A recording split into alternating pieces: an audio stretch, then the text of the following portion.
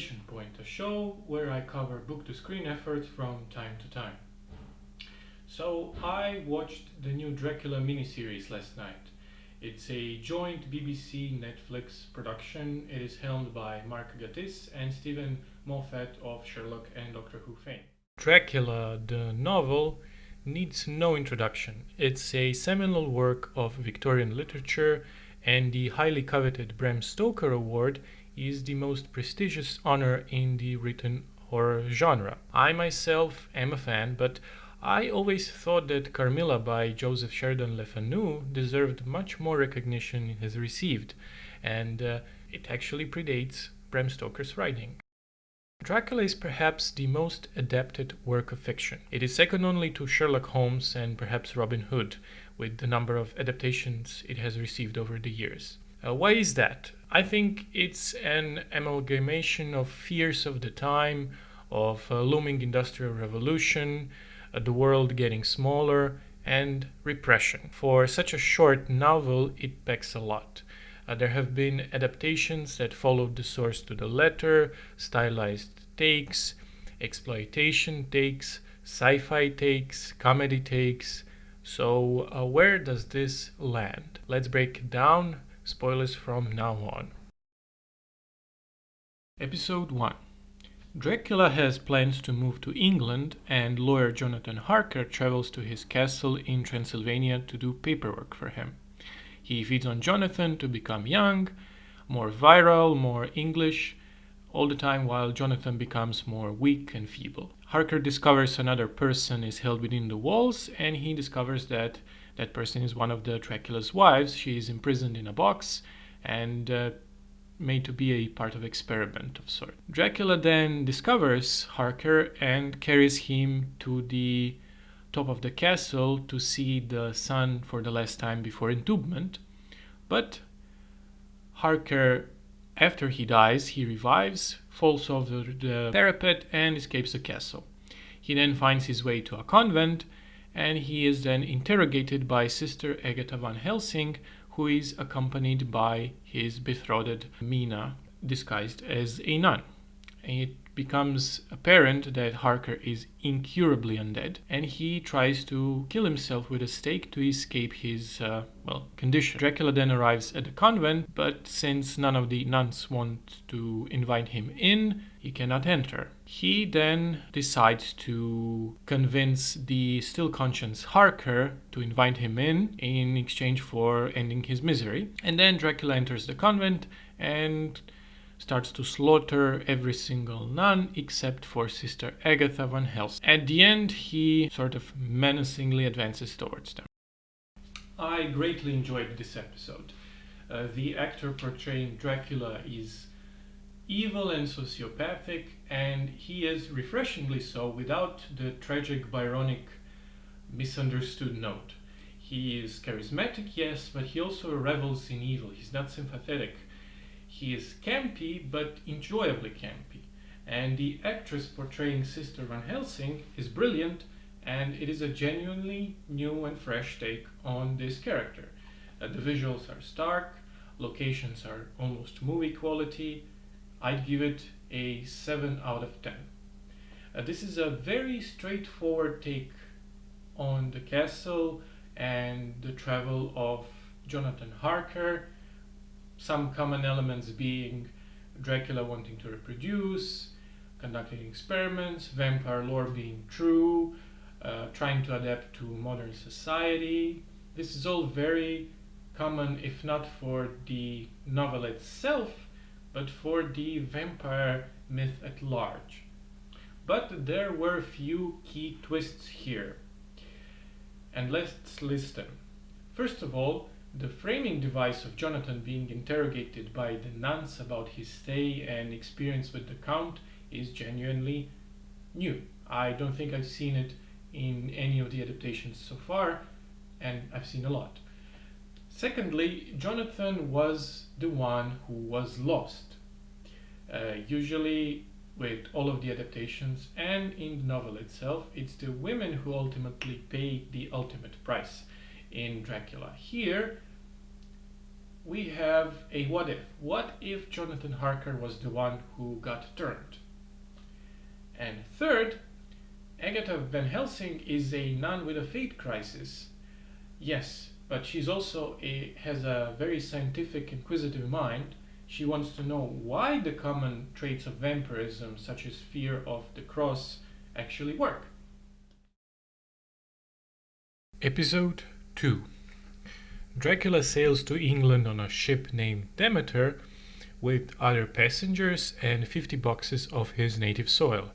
He remains unknown to them under an alias of a sponsor called Balaur, and he begins to kill passengers and crew one by one. Each victim is carefully selected because Dracula likes to take traits and memories he wants from them as he drains them. Gradually it becomes clear that Dracula is the killer, although he accuses the mysterious passenger that's locked in the room 9 as the culprit. The passenger inside number 9 is revealed as Sister Agatha, whom Dracula has been feeding on slowly, keeping her alive. The passengers and crew try to hang her, but she convinces them that Dracula is the killer. And Agatha decides to destroy the ship because she is infected with the same curse. So she tries to blow up the ship, succeeds to blow it up in order to prevent Dracula from reaching the shore. She dies, but Dracula manages to enter his coffin and sink to the ocean floor. Episode 2 was actually a welcome surprise. One thing that most of the Dracula adaptations overlook is the chapter regarding the voyage of the ship Demeter and the transport of coffins to England. Now, since the novel is epistolary, it's written entirely in the form of letters, that part of the book itself is rather short, but I always thought that the setting of the ship would make a great whodunit setup, especially with the visuals surrounding it. And looks like showrunners had a similar idea. Passengers dying one by one. We also get glimpses of the past travels of Dracula in form of an elderly lady who recognizes him from her childhood. This is the episode that made me think, well, things are only getting better. I don't think the acting is as good across the board as the previous episode, but everything else is extremely watchable. 8 out of 10. Episode 3. We start with Dracula walking underwater and resurfacing at the Whitby beach in England. He is met by Dr. Zoe Van Helsing, who looks awfully like Sister Agatha, and she tells him that he was dormant for 123 years. He is then imprisoned by the Jonathan Harker Foundation for study, and his blood is sampled. However, he is able to leave by using a lawyer called Renfield to assert his legal rights. Then Zoe, as a scientist, drinks his blood sample to understand what he meant by his statement that blood is lives, and from that she starts seeing Sister Agatha's memories. Meanwhile, Dracula finds a new bride called Lucy Westenra, who doesn't care who he is and has no fear of death. Sister Agatha is then present in Zoe's consciousness and speaks to her in order to discover Dracula's limitations and fears. Zoe and Dracula meet at his home in London and discuss those fears. Lucy arrives as one of the dead because when she is killed, she was cremated, and therefore when she resurrects, she is completely grotesque. She is then killed by her friend Dr. Seward. Then a revelation comes to light that Zoe reveals. Dracula apparently fears death. He fears death, and he is conditioned over the centuries to fear everything that represents that truth. He had been attracted to Lucy because she had no fear of death. Zoe, who is dying from cancer, takes her last breath at Dracula's home, and Dracula commits suicide by drinking Zoe's blood because it was poisonous to him. There was a brief scene at the beginning of this episode where Dracula, unshackled, tries to feed on Zoe and vomits violently, and then we find out that that was because she had cancer. Then the two just die in the sunlight. The end. Wow. Just wow. This might be the worst follow up episode or an ending episode of anything that I've seen in a long time. This episode felt like a blunt head trauma.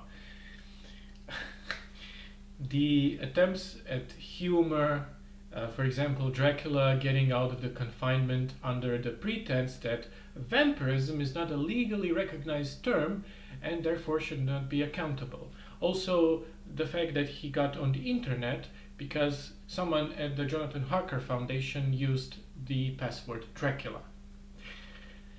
His embrace of new technologies like Tinder was misguided and laughable. The character of Renfield, that was his lawyer, and the firm, and everything else was just laughable. The portrayal of what young people actually do in clubs was like a retiree's idea of youth. I was actually applauding in the beginning when I saw episodes 1 and 2 that I was applauding to showrunners because they left out characters like Dr. Seward and Lucy in this adaptation. I thought this made for a more intimate character study of Dracula and his nemesis, Van Helsing. Because Dracula, even though it is a rather short book, it is stacked with secondary characters who are quite important in the story. But turns out, no. The showrunners were saving characters like Seward and Lucy in this adaptation. And I think it would have been for the best if that didn't happen, because neither the characters and especially neither the actors knew what they were doing. The big reveal, if we can call it a reveal, it wasn't a reveal, was insultingly stupid. There are so many concepts being thrown at the audience on top of the previous ones at that I don't think a single one works or comes to fruition because they all kind of collide. For example, we are presented with a theory in the early episode that Dracula's fears are purely psychosomatic. So it is not God, higher being, holiness. It is the fact that people, peasantry, have been indoctrinated for centuries to fear the cross. And since we've been presented with the fact that he gets memories and traits of people he feeds on, if every single person who he fed on during his 400 years or 500 years of life was afraid of God, therefore he is also afraid of God. That makes sense. It would have worked for me because it builds on those traits.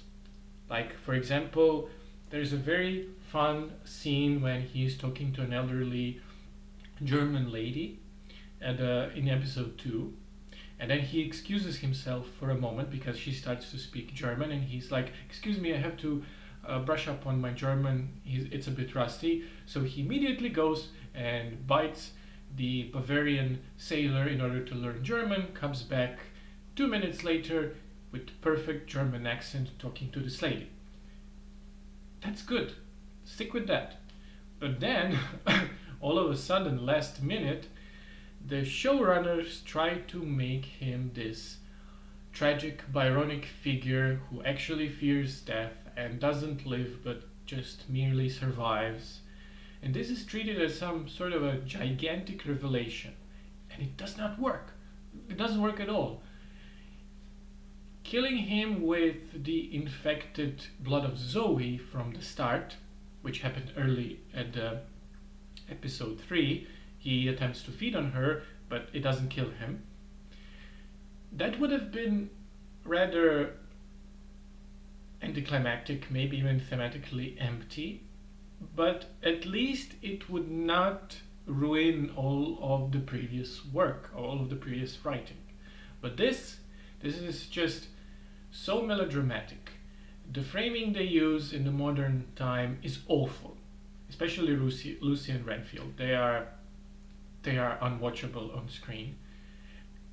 The screenwriters, showrunners, actors, they all had such a good thing going. Why? I don't understand why. As a conclusion, as a verdict, I'm going to say this. If you want a fun, suspenseful, high production take on one of the most famous bloodsuckers of all time, if not the most famous one, watch first 2 episodes and pretend that the second doesn't exist. Actually, you can even just watch the first one because it's very self-contained. There are some of the plot threads that are still hanging at the end of the first one, but you can watch it as a whole. This is mostly most certainly a self-contained season, so I doubt they'll make another one. If I would give a score to the 3rd episode, I'd give it 2 out of 10. And I'd give it purely for Claes Bank, the actor who portrays Dracula, because it's kind of mind-blowing, but he is actually Danish. I'm not an Englishman, but I do recognize a good English accent when I see it, and his English was so convincing. He was so convincing at this aristocratic mannerisms and the way he behaved. He was just a joy to watch, which is what you want out of a Dracula. You want a scene sealer, and he's absolutely a scene sealer. But as a whole, if we take all 3 episodes, I'd give it 5 out of 10. So thank you guys for watching, and see you next time. Bye bye.